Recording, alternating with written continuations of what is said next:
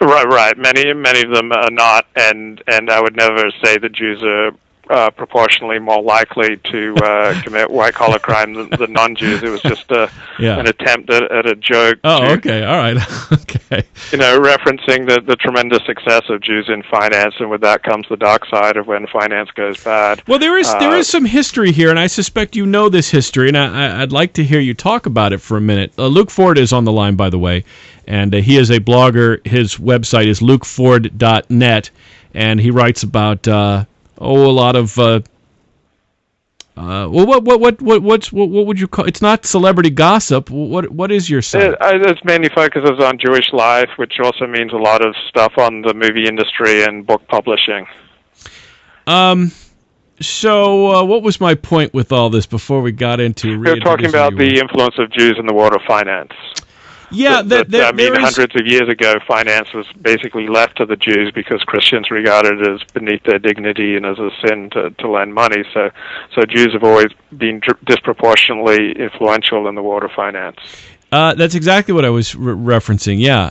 And also, Muslims, they don't believe in interest, that there are ways that Muslims make loans that don't have interest associated with them. Do you know about this, what I'm referring to? Yes, and there's the same thing in Judaism, actually, because in the Torah it prohibits you from lending to a fellow Jew at interest.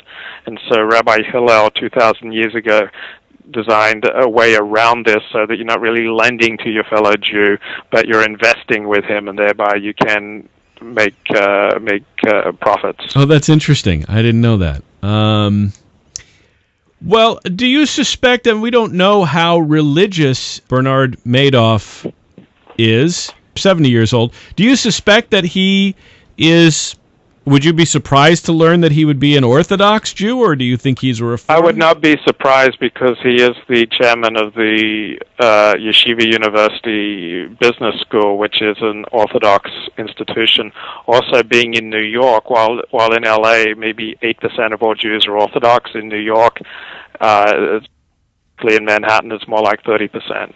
And does that play any role, you think? I mean, as an Orthodox Jew yourself, the idea of creating a Ponzi scheme or taking people's money, isn't that a huge sin?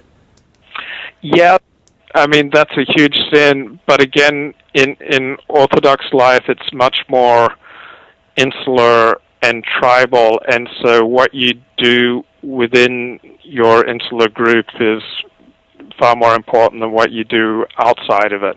So often you can buy high status in your community by doing something unethical outside of your community. Is there a greater sin if you take from your own? In other words, I'm looking at the names of the people who were involved here, and we began talking about this, how most of them have Jewish-sounding names, including Carl Shapiro, the founder and former chairman of K. Windsor, Inc., Bed Bath & Beyond, Inc., co-founder Leonard Feinstein, Yeshiva University, Fairfield Green Advisors, Maxim Capital Management, Ascot Partners. I mean, a lot of the people whose names are associated here are Jewish names. Do you think that he... can you, I know this is just a guess on your part, but is it worse when you take from those who share your religious values, or does it not matter? It's horrible either way. Ethics are hard to teach. Like, a rabbi can stand up and talk, but it's easy to forget about it. So one of the ways you may maintain group cohesion is by performing a lot of similar rituals. But you can perform these similar rituals with your fellow Orthodox Jews or whatever insular group that you belong to. But if you choose not to take on the ethical demands of your group, it's kind of easy to get away with it. And so that's how I understand the criminal and unethical behavior by those who seem, at least nominally, to be pledged to the same value system that I am. But, it's easy to keep Sabbath and to observe the Jewish dietary laws and observe the holidays and then go out and screw people in business because the human being has such a flexible conscience, and traditional Jews are not... immune. immune from this Yeah. very human failing. Yeah. Do you know anyone that knew him? Have you talked to anybody who personally lost money, had invested with him, knew him, met him? I have not talked to anyone who knew him. I'm in touch with foundations and charities and philanthropies that have lost massive amounts of money with him, but I don't know anyone who knows him personally. What's interesting to me is $50 billion is a lot of money to just evaporate. I was asking my brother, how does that happen? How I understand $5 million, $10 million, maybe you bought 6 homes and you have one in the Hamptons that's worth $20 million and one in in Malibu worth $10 million, and that adds up. You could get $100 million in property. But how do you lose $50 billion? It's an unfathomable amount of money to just piss away. And I guess the best way to understand it is that a lot of people put money in and took their money back with their returns, these 8% returns. And if you've been doing it for, well, what do we figure, 48 years, nearly 5 decades, assuming that it was always this kind of a Ponzi scheme, that there were people that came and went and took their profits and left, that's where the money went. Yeah, I can't get my head around it. I mean, $50 billion is just, I'll have to see the movie. You have to see the movie, yeah. And what's interesting is it doesn't seem as though he was lavishing himself. You don't hear stories about, Bernie Madoff with... Madoff is kind of a funny name for him, isn't it? He made off with... Yeah. That made off with, buying an island in the Caribbean and, flying in. He's not living like a Saudi prince. You didn't hear weird stories about crazy investments that he was, building skyscrapers in the deserts of Dubai. And I wonder, as this all unravels, if, in fact, all the money has been lost. I suspect that probably a lot of it is not gone.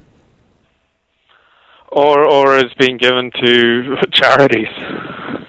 What do you mean? I mean, he used to be quite philanthropic, so... I know, but how much could he give away? How much could he have given away over the years? I mean, if you gave away $1 billion, $1 billion is 1,000 million.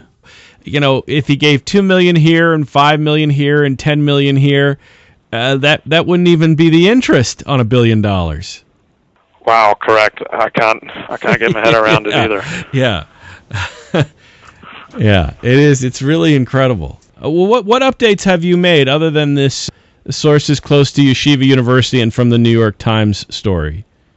Well, I broke the story that the Jewish Community Foundation of Los Angeles had also been taken in. This was the primary holding company for the Jewish Federation of Los Angeles, and the Jewish Federations are probably the single largest charity in the United States, and they pretty much limit their fundraising to just the 1% of the population that is Jewish. So it's an amazing accomplishment of the Jewish people. And the Jewish Community Foundation here in Los Angeles has apparently lost between $8 and $18 million, or between 6 and 10% of its total value lost to Madoff's investment company. And do you have any association with the Jewish Federation? It's just been something that I've given money to. I've gone to many of their events. I went on a Jewish Federation trip to Israel in the year 2000, and thank God on my bus there are twice as many women as guys. So I have a very warm spot in my heart towards the Jewish Federation. Can I get personal for just a moment here? You're not a wealthy guy. What are you doing giving money to charity? Exactly right. If you give just a little bit, it kind of entitles you to... You have to give a little bit to get into their events. So in 2000, I was at the height of my financial status. It was just before the web crash. It was right during the web crash. So I went on their trip in July 2000 feeling quite flush, and that I'd have like a $3,000 a month income for life in my mind anyway. So I showed out, I think it was $3,000 for the trip, and then you had to make a mandatory $500